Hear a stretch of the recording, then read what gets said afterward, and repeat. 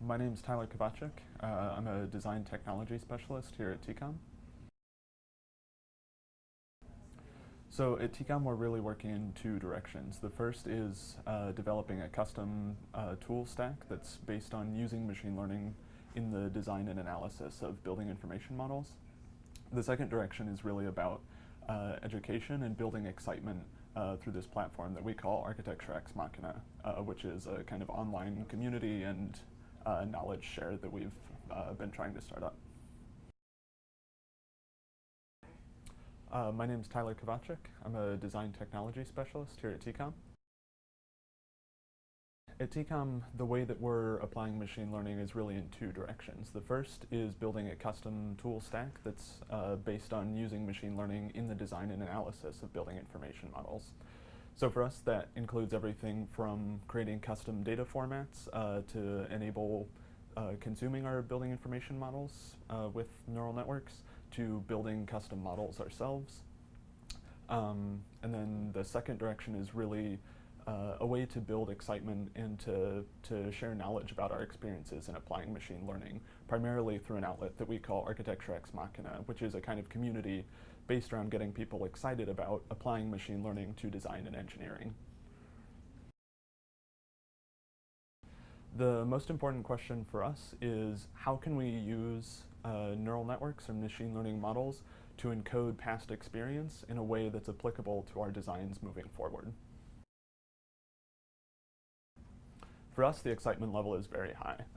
We believe that this will fundamentally change the way that we do design in the future by enabling designers and engineers to encode their past experience as software. For us, the potential benefits are the same as any design technology that has come before. So CAD and building information modeling have fundamentally changed the way we did design before. We see machine learning as the next step of that because it allows you to encode the experiences that you've had before in a way that's not possible with the strict conditional limitations of traditional software development.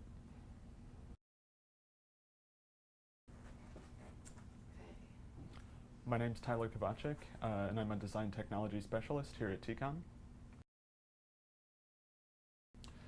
At TCOM, we're really working on machine learning in two directions. The first is building a custom software stack that enables us to apply machine learning in the design and analysis of the building information models that we're producing.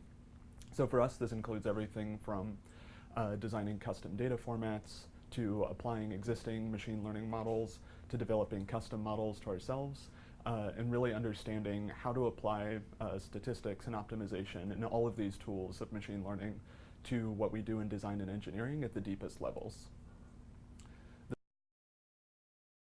The second direction is really about building excitement and educating people with how we see the future of machine learning affecting design and engineering. So the main outlet for this for us is what we call Architecture Ex Machina, which is a kind of online and in real life community designed to get people excited about fundamental changes to the design and engineering process that will be enabled by machine learning in the future. The participants are us, our collaborators, architects, engineers, really anyone who's interested in applying machine learning to the future of the architecture, engineering, and construction industries. The grand vision is to be able to design a building with a machine learning model, fundamentally. We see the ability we see the most important ability as being able to encode past experience of design and engineering problems as an executable model that is useful going forward.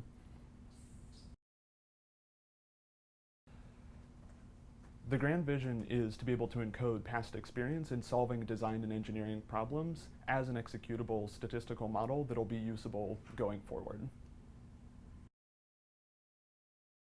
The goal isn't to replace architects. The goal is to enable new abilities for designers and engineers to have in the future in the same way that computer-aided design and building information modeling have in the past.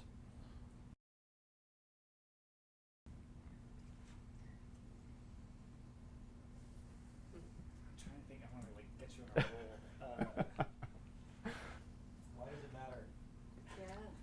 real important. Yeah, what are the benefits?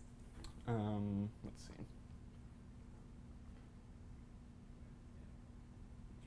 Are there any specific design problems you can think of that would be solved with the software?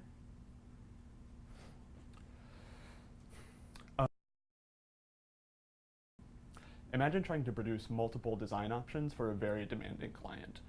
Currently, this is an extremely manual process wherein the designers have to be responsible for parsing all of the design parameters themselves. Machine learning gives us the ability to extract these parameters from data that already exists about the project. So things about the site, the environmental conditions, and especially the past history of the designer working on the project. This is something that hasn't been accessible to us before, but it's something that machine learning, which is fundamentally about programming with data, enables us to do in the future.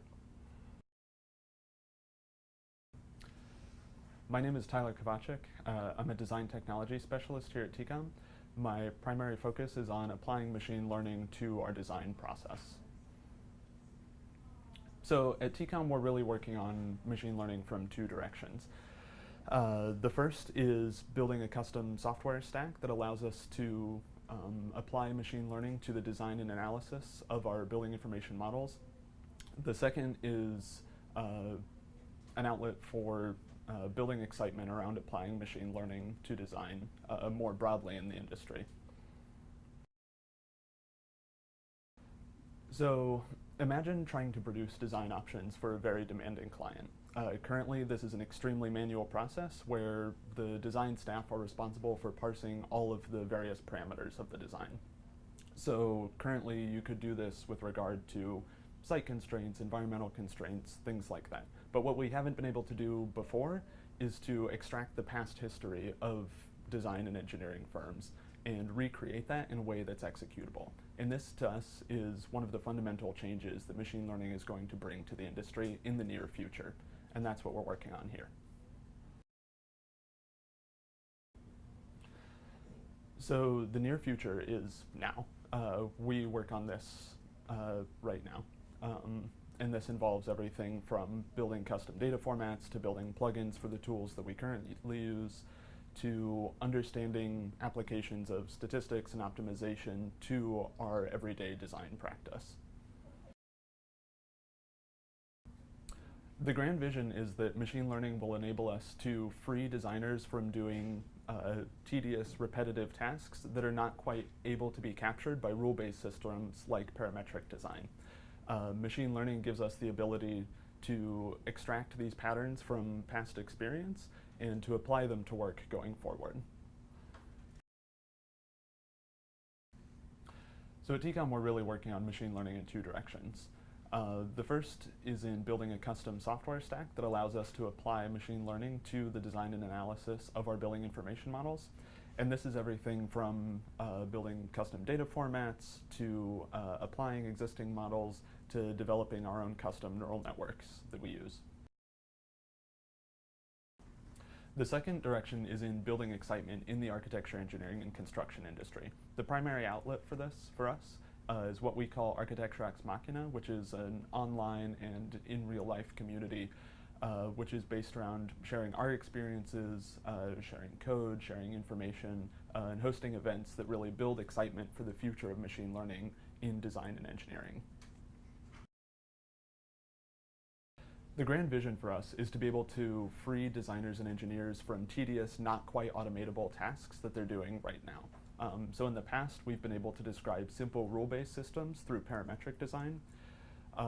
But machine learning gives us the capability to learn from past experience through huge collections of data. And the ability to do this is something we haven't had before. And this is a fundamental change that is coming to the architecture, engineering, and construction industry. The second direction is in sharing information and resources around applying machine learning to the architecture, engineering, and construction industries.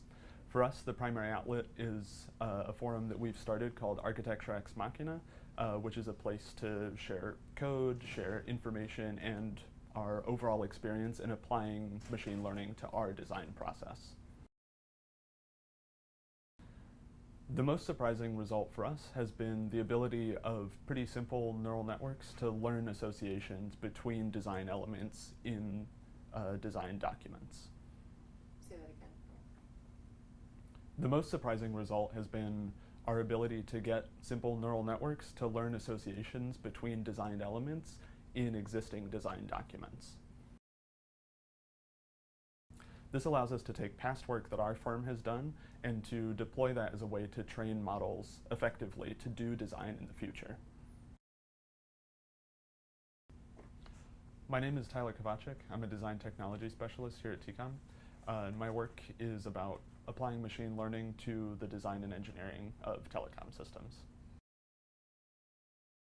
So at TCOM, we really work in the applications of machine learning in two directions. The first is in building a custom software stack that for us is everything from custom data formats that allow us to export these building information models in a way that they're able to be processed by neural networks, to writing plugins for our current tools, to more deeply understanding the applications.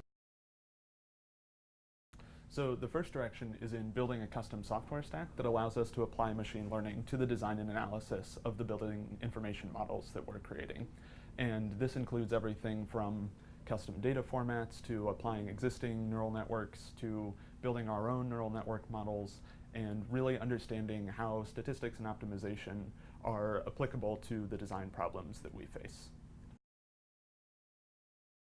The second direction is in education and building excitement around the future of machine learning for the architecture, engineering, and construction industries. The primary outlet for us with this is what we call Architecture Ex Machina, which is an online and in real life community that is based around building excitement for machine learning in the near future and in sharing our experiences and the results that we've seen in applying machine learning to our work. The grand vision is really to free designers and engineers from the tedious, not quite automatable tasks that pervade the industry today. So parametric modeling was really good at sort of pulling out simple rules that help to solve design and engineering problems. But machine learning is fundamentally different because it allows you to take past experience in doing your work and build a data set that allows you to find a neural network. The grand vision is in freeing designers and engineers from the tedious, not quite automatable tasks that pervade the industry today. So machine learning is different from tools that we've had access to before because it allows you to take a past history of design work and use that as a data set to train a statistical model that is helpful in doing future work. Machine learning is useful because it's good at extracting complex rules that are hard to describe with traditional software development techniques. So the kinds of problems that designers face every day where they need to take many inputs to make a design decision is exactly what machine learning is good at extracting from raw data. One of the key questions around applying machine learning to design is the question of creativity. Can machines be creative? We think that that is a much more complicated question than it seems on its surface because describing creativity with regard to people doing design is something that is still pretty hard for most people that you would ask. But we have seen results in other areas like in image recognition and in natural language generation where these machine learning models are able to produce apparently creative results simply by finding complex functions that exist in this space. One of the key questions that we get around this work is the question of creativity. Can machines be creative? And for us, that's a more complicated question than it seems at first. But we have seen results in other fields, like in generating images and in generating text, where these neural network models have been able to produce apparently creative results that are hard to distinguish from those that a person would generate. And we see that as being on the near future for doing design and engineering work.